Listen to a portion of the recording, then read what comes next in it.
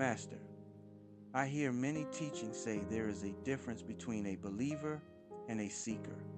A believer accepts, a seeker investigates.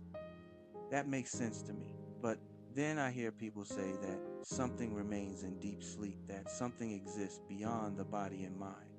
Is that not also a belief? That depends. Tell me first, what is belief? Belief is accepting something I do not actually know. Good.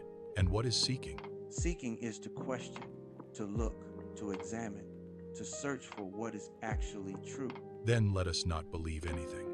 Let us seek. When you wake in the morning, do you say, I slept? Yes. Good. Now be careful. Do not answer from philosophy. Answer from direct life. How do you know that you slept? Because when I wake up, I know there was sleep. And during that sleep, did you know the world? No. Did you know your body? No. Did you know your name, your story, your problems, your achievements? No. Did you know any thought? No. So, in deep sleep, the world was not known, the body was not known, the mind was not known, and even the personal I was not operating. Yet when you wake, you say, I slept. Who says that? I do. Which I? That is the question. Yes. Now the real inquiry begins. The first layer. What is certain? Let us stay only with facts. Is it a fact that thoughts come and go? Yes. Is it a fact that waking comes and goes? Yes. Dreaming also comes and goes? Yes. Deep sleep also comes and goes. Yes. The body changes. Emotions change. Knowledge changes. Identity changes. States change. Correct? Correct.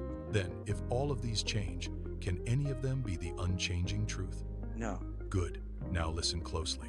You are not being asked yet to believe in some invisible soul hiding behind sleep. That would be too easy, and it would still be belief. You are only being asked to notice something simple. After deep sleep, there is a report. Yes. The report says, nothing was known. Is that correct? Yes. Now think carefully. The report is not, during sleep I saw mountains and rivers. The report is, I knew nothing, correct? Yes. Then what is being reported? The absence of experience. Exactly. So now the question is not, what object remained in sleep? The question is, how is the absence known afterward? That is subtle. Truth is subtle until it becomes obvious. The second layer. Is it proof or inference? But Master, is that not still inference? I wake and conclude something must have remained. Is that enough? It is more honest than belief. Belief says, I accept what I cannot know. Inquiry says, I start from what cannot be denied and go no farther than truth allows. So it is not blind faith. No, it is careful observation. But can I prove what remained? Can you prove love with a ruler? Can you prove existence with a photograph? Some things are not known as objects. They are known as the condition for all objects to appear. Explain that, please. You see a chair because you are present. You hear sound because you are present. You know thought because you are present. Even to say, nothing was known in deep sleep, you must now be present. Presence itself is never seen as an object in the same way a chair is seen. Yet without it, nothing can be known. So what I call proof may be too crude for this. Yes, the mind wants truth to appear as an object it can hold. But what if the truth is not an object at all? The third layer. The trap of language. Then should I say that awareness remains in sleep? You may say it for teaching, but do not cling to it. Why not? Because the moment you say awareness, the mind starts imagining a thing. A subtle thing, perhaps. A spiritual thing, but still a thing. So even awareness can become a concept. Of course, so can self, consciousness, being, presence, and God. Words are pointers, not truth itself. Then how should I speak to followers? I want them to understand. Teach them in stages. First definition, then observation, then inquiry, then silence. Show me, please. The fourth layer. Teaching the follower. Listen and speak like this. You believe in what you have not examined. You seek when you begin to question what you call truth. If someone says something remains in deep sleep, do not believe them immediately. Instead ask, what disappears in deep sleep? the world disappears. The body disappears. The personal identity disappears. Thought disappears. Memory disappears. And yet upon waking, there is a report. I slept. I knew nothing. So, inquiry begins there. That is clear. Then ask the follower, if you were totally absent, who now reports the absence? Do not answer for them too quickly. Let them feel the force of the question. So the purpose is not to hand them doctrine, but to make them look. Exactly. Real teaching does not create dependence. It creates seeing. The fifth layer, where belief ends. So where exactly does belief end? Belief ends where direct seeing begins. And where does direct seeing begin here? It begins when the follower notices, I cannot honestly say what remained in sleep as an object, but I also cannot deny that something is continuous enough for me to say I slept. Then the mind asks, what is that something? Yes, and here is where mature teaching is needed. Do not rush to fill the space with dogma. Do not say too quickly, it is the soul, or it is awareness, or it is Brahman. Those may be pointers, but if accepted too soon, they become secondhand truth. So better to leave the follower with the living question. Yes, let the question burn cleanly. What is present before waking, during waking, after waking, before sleep, after sleep, yet never as an object? The sixth layer, beyond objectification seeker. Master, I feel the danger now. Every time I try to answer, I turn it into an object. That is the habit of mind. If I say the self, I objectify it.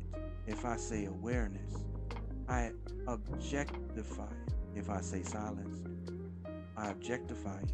If I say nothing, I objectify even that. Very good. Continue. Then perhaps the highest answer is not an answer. Go deeper. Perhaps the real teaching is to bring the mind to the edge where it cannot go farther. Yes. Then what remains cannot be named. Yes. And even saying remains may be too much. Yes. And even silence is too much. Now you are not repeating a teaching. You are seeing. The seventh layer, bringing the follower from darkness to light. How do I bring the follower from darkness to light without confusing them? Do not begin with the absolute. Begin where they stand. Meaning, A follower in darkness believes he is only the body and mind. So, begin there. You say, I am tired, but tiredness comes and goes. So, are you the tiredness? You say, I am confused. But confusion comes and goes. So, are you the confusion? You say, I was asleep, but sleep also came and went. So, are you only the sleeping state? Let them see first that all states change. then what? Then say, if all states change, are you merely a changing state? Or is there something not seen as an object that allows all states to be known? That will make them think. Yes. Then once they are ripened, you can take them deeper. Do not seek an object beyond the body. Seek that by which even the body is known. Do not seek a visible truth beyond sleep. Seek that because of which even the report, I slept, is possible. That is strong. Truth should be strong, but clear. The eighth layer, final clarification. Then let me say it plainly. Tell me if I am correct. The believer says, there is something beyond sleep because scripture or teacher says so. The seeker says, I will not accept that blindly. I will look at direct experience. Then, through direct experience, the seeker sees everything known comes and goes. Waking comes and goes. Dreaming comes and goes. Sleep comes and goes. Thought comes and goes. The personal self comes and goes. But something cannot be denied, because after sleep there is still the report. Yet the seeker also sees that whatever this is cannot be turned into an object, and any label becomes too much.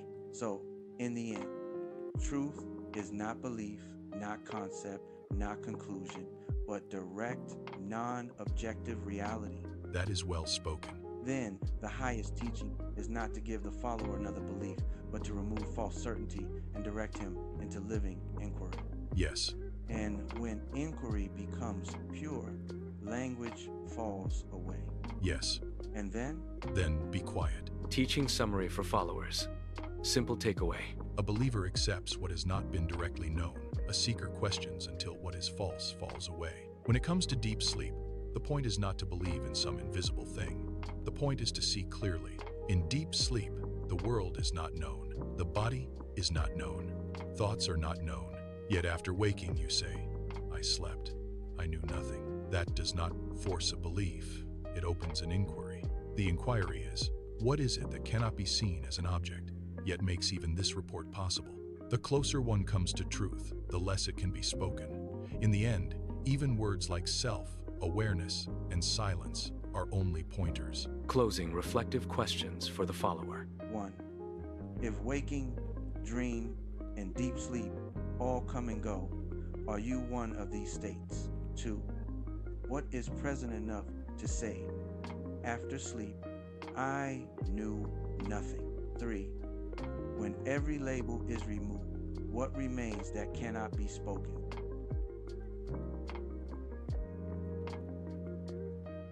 So now, you've heard the teaching.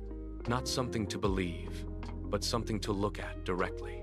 A believer will walk away and say, I understand. A seeker will walk away and ask, is this true? Right now, in my own experience, this is where your journey begins or deepens. Not in accepting words, but in questioning everything you think you know. When waking comes, observe it. When thoughts come, observe them.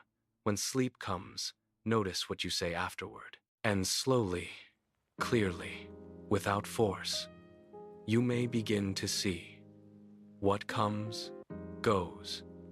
What appears, disappears. What can be named is not the truth. And what remains cannot be spoken, cannot be held, cannot be believed. Only known without knowing. So don't stop here.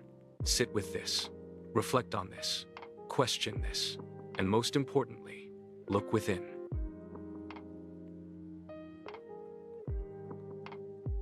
If this brought you clarity, if this made you pause, if this made you question something deeper, make sure you like, share, and subscribe to the channel Beyond the I Am so we can continue these conversations and go deeper together. And before you go, reflect on this. If everything you experience comes and goes, what is it that knows it? Stay with that.